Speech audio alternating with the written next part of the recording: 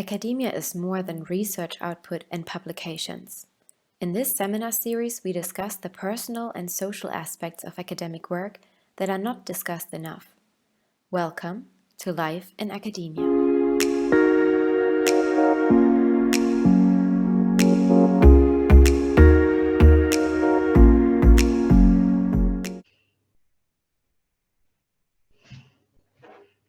Excellent. Oh, hello, and a very, very warm welcome to Nick Bidwell. Nick is a professor of human-computer interaction at the International University of Management in Namibia and at the Aalborg University in Denmark. Nick's research focuses on designing and understanding interactions with technologies that suit communication and knowledge ecologies of rural, indigenous, and African people.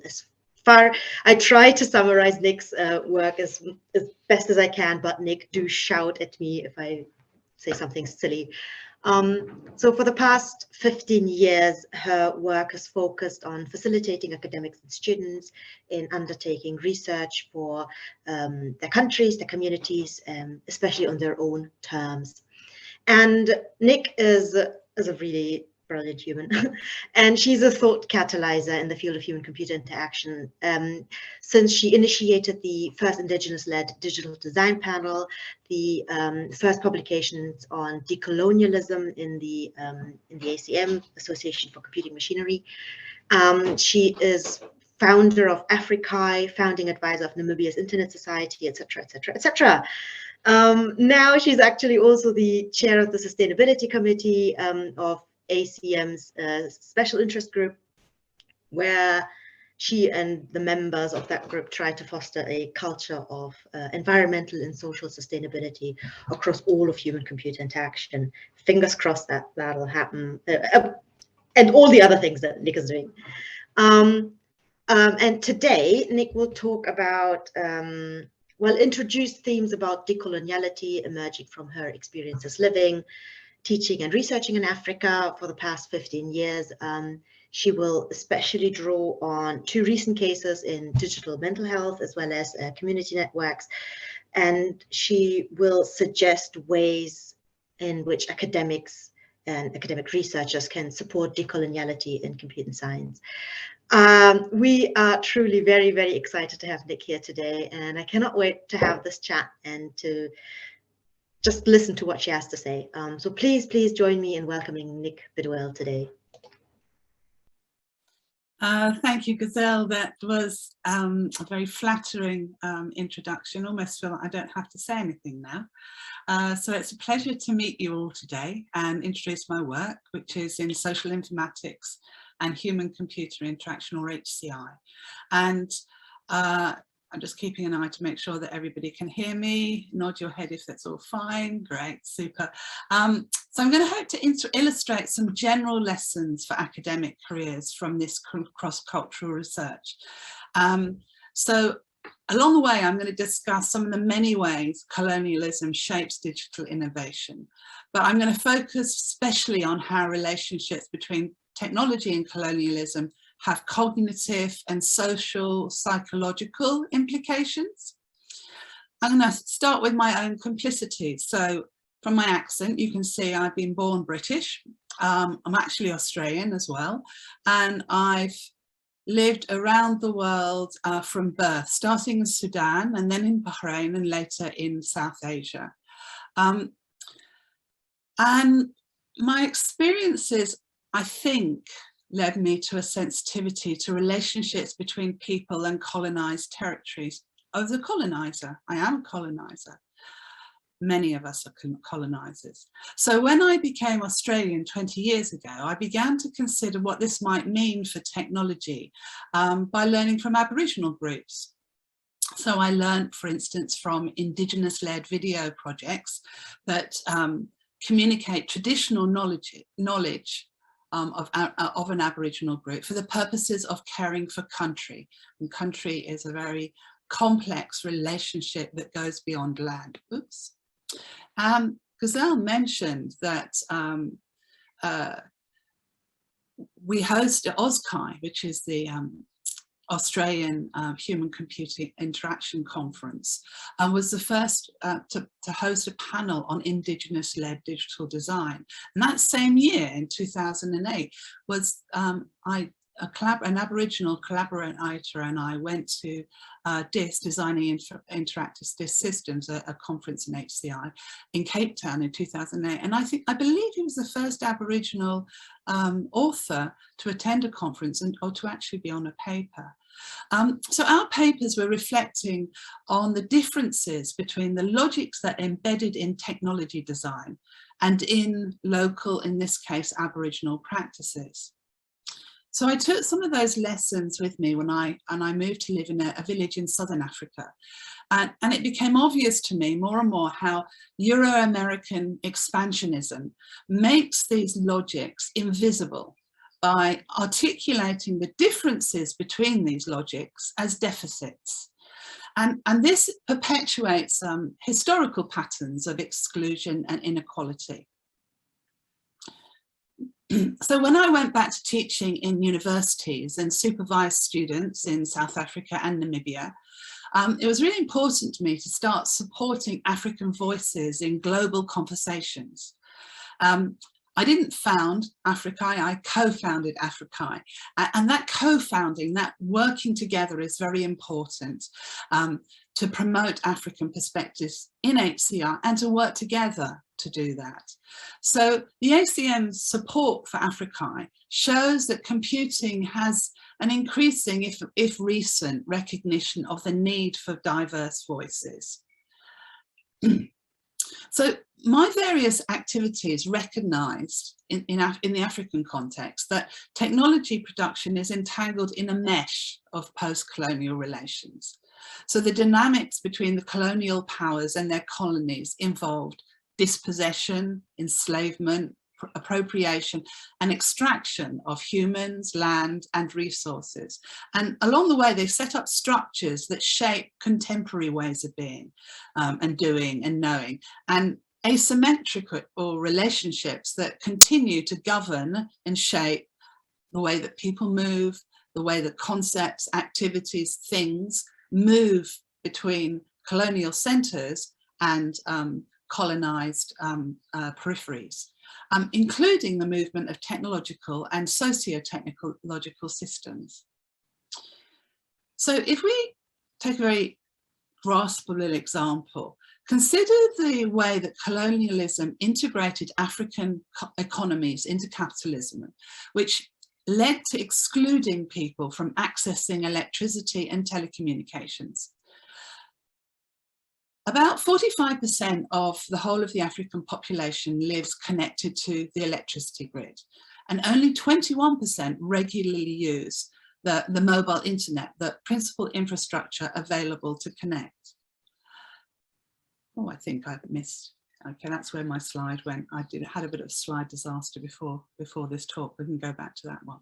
So if you think about the electricity aspect, the spatial configuration of electricity often originates in historic routes of occupation. So if you take Namibia, the former occupiers, which was South Africa most recently, built roads and tracks and cleared tracts of land in order to move and control the population and segregate people and impede the movements of the liberation armies.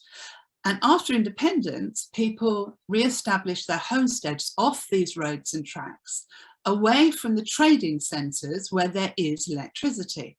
So today in Namibia, industry consumes about 60% of electricity, while 40% of the Namibian population are without electricity. Meanwhile, Namibia imports 60% of its electricity from countries like Zambia, where 70% of the local population also can't access electricity. In fact, about 60% of Africa's population live under the grid, living right next to grid electricity, but unable to access those powers. There's the pictures of mobile subscriptions. As you can see, Africa and other parts of the global south stand out as rather pale in both mobile phone subscriptions and internet access. So Similar post-colonial economics configure telecommunications. A few companies price the cost of the communications and services to markets that can afford their tariffs, usually in urban centres, while excluding those who are economically impoverished or in remote areas from affordable access. And meanwhile, corporate and the companies influence regulation, which prevents alternative providers from serving those areas. So the innovation economy continues processes of extraction and making Africa consumers of products of the colonizers, for example, extracting data about local populations, as well as the minerals that go into cell phones that are manufactured elsewhere and then imported back into Africa. And there's a prevailing narrative that understands innovation according to a paradigm that originates outside Africa. And this paradigm includes certain ways to define, create, know, and evaluate innovation. It involves particular ways of particular logical structures to look at problems and solutions, and particular literacies, particular conceptual and linguistic templates, coding languages, particular values such as novelty, scale, efficiency. And at the same time, this extraction contributes to economic inequality, including within the African countries. And this combines with colonial legacies in education. A very good example of this is one of my students, Hilma's work, when she was a computer science student doing her honours. She did participatory design in her village and to create Namibia's first bilingual website in her language, which is one of the larger language groups in Oshadonga. And when she was doing her participatory design, people in the village would say to her, look, you're the one that knows all about this technological stuff. You're more superior in your knowledge about this. You make the decisions. So this shows this, the separation of computing knowledge from everyday local life, and also how this universalized paradigm perpetuates an assimilatory metric, and that Africans can only develop with outside assistance, with the education imported into the continent. And this in turn promotes a sense of inferiority in relation to local identities. So these inequalities, such as accessing electricity and telecommunications that result from the post-colonial capitalism in Africa, has prompted the emergence of community networks. And that's where I'm going to start reflecting on interventions or new ways of thinking things. So community networks are telecommunication systems that are set up and owned and run by local people. And I've been involved in supporting them in South Africa and Namibia for over 12 years. And it's quite gratifying to know that computing academia is now starting to pay attention to this rural networking infrastructure. So in the picture is Zenzaleni, which means in the background is Mankosi, where Zenzaleni Community Networks is. And Zenzaleni in isiXhosa means do it ourselves. So it was founded by community elders, and it drew on the capacity that my research had previously helped to develop in these South African villages in years before the community network. So the community network provides affordable internet access to inhabitants, and it's been pretty successful. It's been featured by the BBC in national news, and it's embedded with local principles about responsibility for one's own community. So in Africa, community networks often connect to sharing or communal obligations to enterprise and innovation. For instance, one of my students in Namibia started a CN in his village, in the center picture there. And a local man learnt from the media shared on it to build electrical tools that he used to repair local children's bicycles by repurposing parts from broken washing machines and microwaves that were within the village. So there's very much a circular economy in all sorts of ways. So as well as supporting or seeding community networks, I've also studied them. And in this picture is Bosco, Uganda, which sets up solar-powered telecommunications in remote villages. Here in rural Pabo, small solar-powered electronics repair businesses work together. Now, there are 3 repair businesses along this little street, and they routinely share and use information about electronic components with each other, and also with many small other businesses across Uganda using WhatsApp groups. In addition, their local innovation, to that local innovation, they also record advertising jingles for their local radio station, generates a little fee for the radio station, which helps the radio station sustain itself. And one of the sons of one of the shop owners in one of these repair businesses also inserts some music and dubs into local language, Nollywood movies, which he then sends all over Uganda for sales. So in this little community network, we can see that there are spaces for decolonizing innovation in ways that the members create meanings in their own everyday lives. So local innovation embeds local values. For instance, the Pabo shop owners developed the skills to repair their electronic hardware by teaching themselves and then learning together.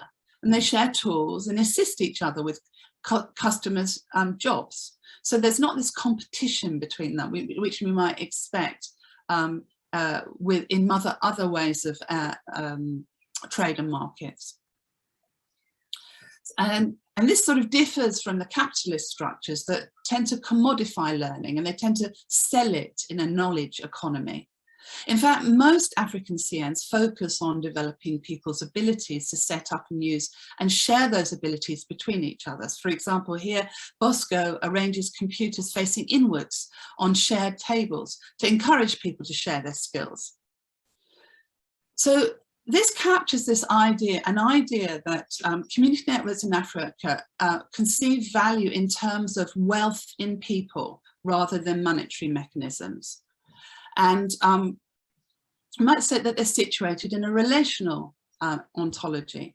This is something that my colleague Kapotso, whose paper I shared, has very much come to the fore in her work in her own community in South Africa, when she's in building Mamela community network in Limpopo. Now, the CN, like Zenzeleni, is licensed to provide local inhabitants with internet access.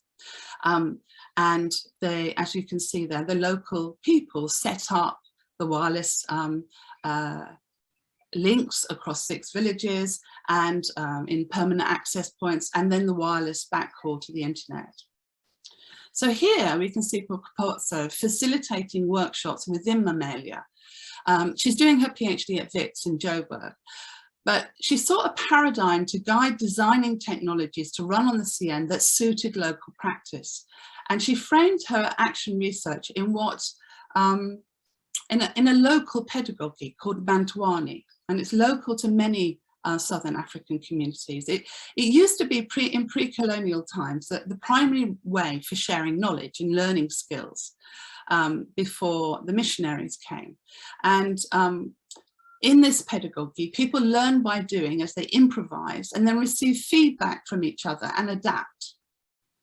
Now, children in Mamela still play Mandwani, and they learn to improvise their own versions of their elders' practices. We might say it's a bit like playing house, but there's a very traditional way of doing it. The children learn mathematical skills by constructing their homes from the stalks of corn left after harvesting. They learn to prepare and preserve food and recognize patterns as they put together leaves and mud. And in this little miniature village that they make, they also learn the social skills that they need to be effective members of their society. But when people talk about Mandwani, they tend to talk about it as playing Mandwani. They tend to talk, nowadays, they tend to talk about it as something like a less effective way of learning compared to formal education systems, even though it integrates a lot of creative agency and problem solving. And it's because it's a traditional practice, it works closely with the sense of identity. So this is important to Kapotso, to work together with local traditions of learning. And what was also important to her is her own relationship with her own teachers. In fact, she actually became aware of the importance of this pedagogy of Mandwani through her relationship with the South African grassroots development activists. Oh, I've lost my slides, there we are. Mama Shepo Kumbani. Now, I've shared that preprint of the paper, and I really encourage to read Kapotso's story, because what you can see in there is this very clear interpersonal relationship between technology design, her academic studies, and learning to design, and her local community, and the important role of this activist, who sadly has passed away now, in passing on this knowledge to Kapotso. Now, Mama Shepo had actually used it not for technology design. She'd used it for many, many years, this Mandwani pedagogy, in supporting people's development in other rural development contexts. And she believed that providing people had access to some land, with whatever assets they did have, they could do something for themselves without relying on government or without relying on external aid. So she helped communities grow gardens using sustainable and organic fertilization methods, clean springs, and have water irrigation pathways, and a whole load of things which communities used to sustain themselves. And in that, she worked in scientific knowledge. So people in the community made rain gauges and monitored weather patterns and logged their daily activities in charts.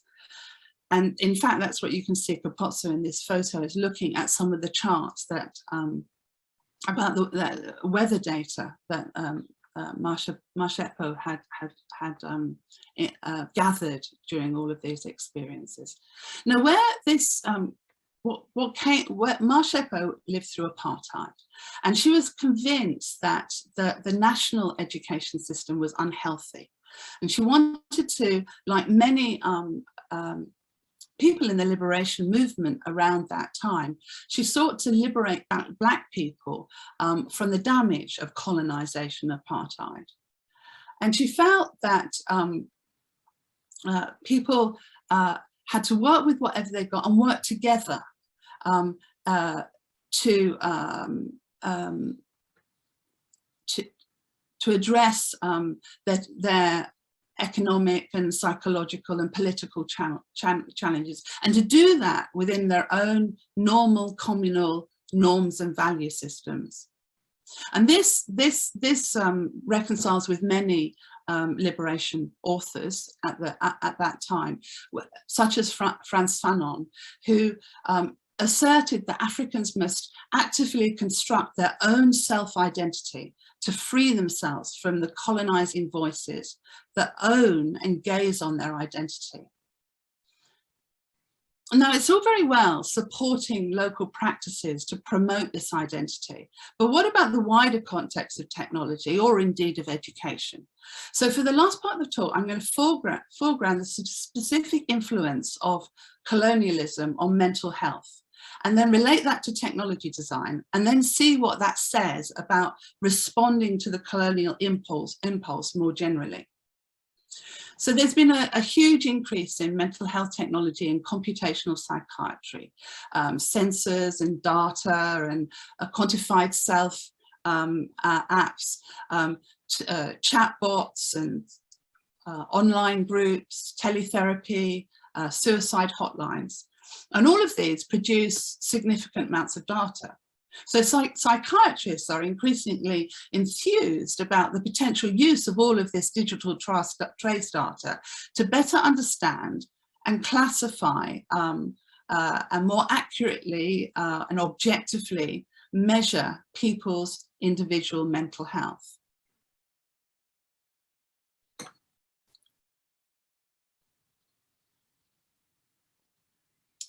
To make these various things more efficient. So sometimes the variations in the data are related to symptoms, and then they're correlated with clinical constructs that were set up by psychometric scales and diagnostics over many years. But often these scale-based questionnaires and categorizations are coming from a particular history of looking at medicine and looking at people and populations in medicine. So as you can start to imagine, as we learn about racial biases in AI and so on, we know that these categorizations and measurements come with particular histories of prejudice and bias. And so they can unintentionally treat a non-distressing emotion as something that is pathological, or unintentionally pathologize things. So there's a long history of biases in categorization in relation to mental health. As you can imagine from some of the things that Marshepa was saying, European colonists' beliefs about racial inferiority. First of all, they actually assumed that African and other indigenous people were so psychically underdeveloped that they weren't likely to suffer from mental illness. And they actually thought that as African people became less tribal or detribalized, they were more likely to need mental health care. So to begin with, the only African people were in asylums in Africa were people who were political dissidents and who spoke out against colonial rule, because surely they should be mad, you know, if they don't like us there. So colonial writings on African and Black inferiority were then used to justify racial segregation elsewhere, such as in US asylums. So there are some trigger points in here, and I hope my light-hearted jokes or sarcasm is coming across as exactly sarcastic, because if you come from a colonized people, these sorts of insights can be quite hurtful. As independence and civil rights movements unfolded, racial biases became conflated with treating mental illness as a threat. So for instance, there was in the 60s a thing called protest psychosis, which were violent schizophrenic symptoms that came about if you were part of the liberation movements in civil rights or part of civil rights protests in the US. And in fact, in this advert here, which is only in the 1970s, the adverts for antipsychotics and other schizophrenia medicines often featured Black men who were seen as a threat to society, and an illness was conflated with this threat. And these sort of things, we can probably see some of these tropes still continuing today when we think about racist beliefs and how they conflate with ideas about violence and disease. At the same time as movements, as people were being treated as protest psychosis, people started organizing and saying, well, actually the best people to understand this situation are those people who have been subjected to involuntary psychiatric treatment. So much like Marshepa talked about people supporting themselves, in mental health care evolution, people also started working together to support themselves. And at the same time as that, as this paper that I've mentioned talks about, there were psychiatrists working in Africa, and one particularly famous one called T.A. Lambert, who started working in mental hospitals and trying to decolonize mental health. And he and Lambert in particular understood the importance of local context and cultural understandings of illness, and integrating them into models of healthcare. So what this paper that I've suggested, and I suggested because it's a recent CHI paper, and Sakin did such a great job. You can also find a video on YouTube which expresses it much better than I could. Well, what comes out of that is the need for a medically plural approach to whether you're designing algorithms or whether you're designing other kinds of treatment. And this certainly plays into, and here's another situation where I didn't rescue the slides very well. Oops, and it doesn't even want to play. I'll just move on. Oh, it's actually stuck. Well, that's a first. Let's pick that up. So a medically plural approach that understands the contextual nature of healthcare, of groups that understand their own experiences better than people who come from outside, recognizes, works well with my observations when I was working with traditional healers in Namibia about 15 years ago. And he wanted us to capture his knowledge for perpetuating it to future generations of plants. And when he talked about plants and wellness, which is what the videos that you can't see are about, we noticed that when we were video recording him, things didn't go as fluidly, but when he was just teaching us himself and working around and walking in a sort of teaching manner without an external tool focused on him like a video camera, the whole storytelling came out differently. So in one particular paper, what we suggested was that bringing in this foreign tool and this foreign methodological approach to it actually messes up the way the knowledge he wants to communicate about works. And the same goes for when we're translating stories and other stories about healing through external frameworks. We'll impose a sort of cause and effect narrative that works well with our Western stories of health, but may not make an awful lot of sense and may actually mess up local stories of mental health. So the history of mental health and our analysis of digital mental health shows the importance of colonized people representing their own lived experience through their own stories, and our need as colonizers to listen to the way that they're saying it without interference. And these concerns, I believe, can be generalized to knowledge creation and sharing in academia and technology more generally. For instance, one of the things that, one of the things that in co-founding AFRICHI, one particular motivation was the importance for not only Africans to present their work, but their work to actually be cited and taken up by people outside of Africa. And this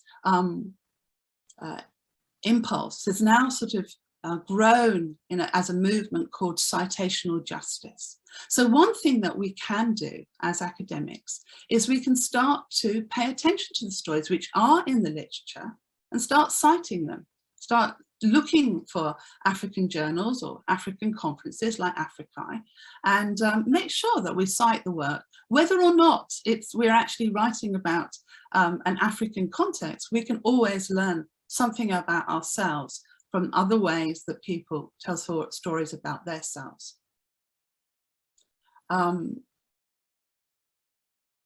It's really important in this that we don't generalize the experience of colonisation. Colonisation happened very differently in very many different places, and those power relations work very differently. So it is very important that we don't say, well, because that happened in Africa or this African country like this, it necessarily happened somewhere else. To give those particulars in those stories, to become aware that coloniality and its effect were very nuanced in different places. But it's equally important to know that it's embedded in many different relations in everything that we do. And understanding these relations can help us deal with some very urgent contemporary challenges like sustainability. And finally, the last take home that I want to leave you with is that Kapotso's work in her communities and her relationships with her teachers and her participants draw attention to how her non-academic life is actually at the centre, and it helps her to balance her academic self.